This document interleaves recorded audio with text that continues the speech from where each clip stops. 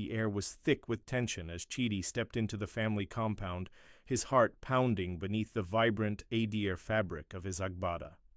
He had known this day would come, but nothing could have prepared him for the sea of judgmental eyes that greeted him. The annual family reunion, once a joyous occasion, now felt like a trial by fire. Chidi's mother-in-law, Mama Nkechi, stood at the center of the gathering, her elaborate geel towering above the crowd like a crown of disapproval. With a smile that didn't quite reach her eyes, she thrust a large wooden tray into Chidi's hands. "Since you've chosen to marry my daughter without our blessing," she announced, her voice carrying across the compound, "you can make yourself useful and serve the guests." A collective gasp rippled through the crowd. Even those who had been whispering fell silent, watching to see how Chidi would react. For a moment he stood frozen, the weight of the tray heavy in his hands, and the weight of tradition even heavier on his shoulders. But then something shifted in Chidi's eyes. With a quiet dignity that seemed to straighten his spine, he nodded to his mother-in-law and began to move through the gathering. One by one he offered drinks to the stunned family members, his movements graceful and unhurried. As he wove through the crowd, murmurs began to rise. Some praised his humility, while others shook their heads at the audacity of it all. Chidi's wife, Amaka, watched from the sidelines, her eyes glistening with a mixture of pride and pain. Just as Chidi reached the last guest, a figure rose from the far end of the compound.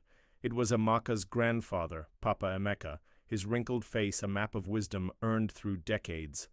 The old man's voice, though soft, carried the weight of authority that silenced even the most persistent whispers. "My children," Papa Emeka began, his gaze sweeping across the gathering, "we have forgotten the true meaning of family." He motioned for Chidi to approach, and the young man did so, still holding the now empty tray. Papa Emeka placed a weathered hand on Chidi's shoulder. "This man has shown us something today that many of us have forgotten.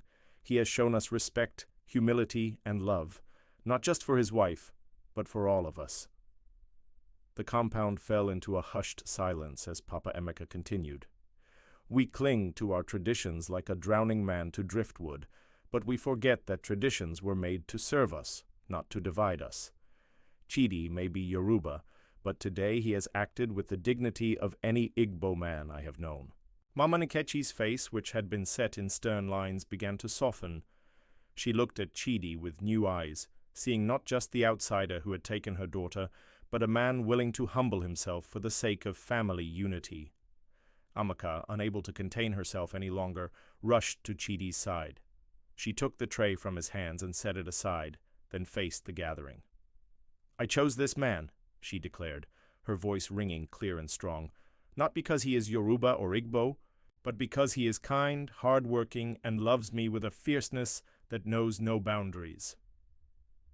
A murmur of approval began to ripple through the crowd.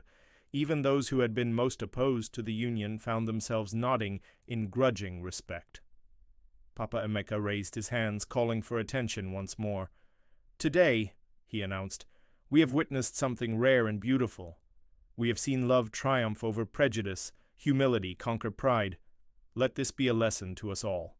As if on cue, the musicians who had been silent throughout the tense exchange began to play. The lilting notes of the talking drum intertwined with the melodious strains of the flute, creating a harmony that seemed to echo the newfound unity in the compound. Slowly, smiles began to break out across faces. An aunt stepped forward, embracing Chidi and welcoming him properly to the family for the first time. Others followed suit, and soon the compound was filled with laughter and conversation. Mama Nkechi, her earlier sternness melted away, approached Chidi and Amaka. "I was wrong," she said softly, her eyes glistening with unshed tears. "Can you forgive an old woman set in her ways?" Chidi's response was to envelop her in a warm embrace, Amaka joining in to create a circle of reconciliation. The gesture spoke louder than any words could have. As the sun began to set, casting a golden glow over the compound, the reunion had transformed. What had begun as a day of judgment and division had become a celebration of love, as power to bridge even the widest of cultural gaps. Children played together, their laughter a sweet melody rising above the chatter of adults.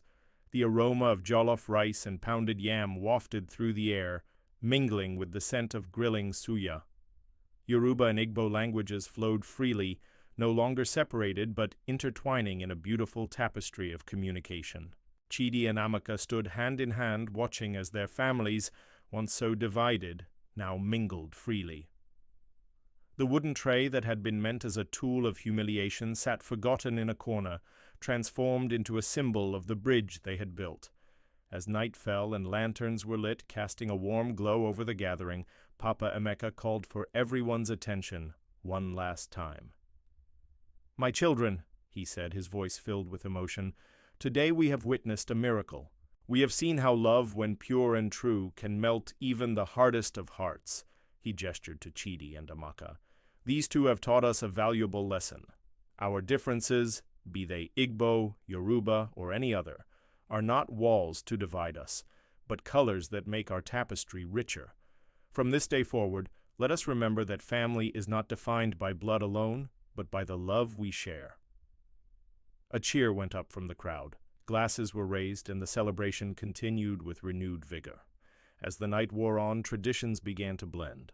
Yoruba dance steps were attempted by Igbo elders, while Igbo songs were sung with enthusiastic, if not always accurate, Yoruba accents. Chidi and Amaka found a quiet moment amidst the joyous chaos. "Did you ever imagine it would turn out like this?" Amaka asked, her eyes shining with happiness. Chidi shook his head, a smile playing on his lips. "Never in my wildest dreams, but I knew that our love was worth fighting for, worth any challenge." As they looked out over their united family, Chidi couldn't help but reflect on the journey that had brought them here. From secret meetings and hushed phone calls to this moment of open celebration, every step had been worth it. The reunion continued late into the night, a testament to the power of love and acceptance. What had begun as a day of potential humiliation had transformed into a celebration of unity, a reminder that the bonds of family could stretch and grow to encompass new love and new traditions. As the last guests began to depart, hugs were exchanged where once there had been cold shoulders. Promises were made to visit, to stay in touch, to continue building the bridges that had been forged that day. Chidi and Amaka stood at the gate, bidding farewell to their guests. Each goodbye was accompanied by warm smiles and heartfelt words, a far cry from the tense greetings of earlier that day. As the compound quieted and the last lantern was extinguished, Chidi and Amaka found themselves alone with Papa Emeka.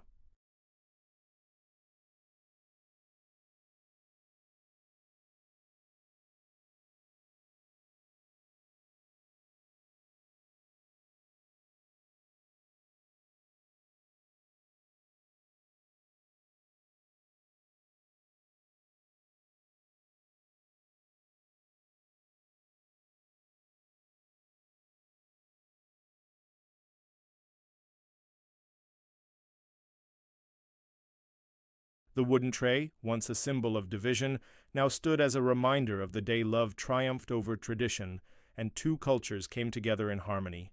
It would be displayed proudly in their home, a testament to the power of humility, perseverance, and the unifying force of love.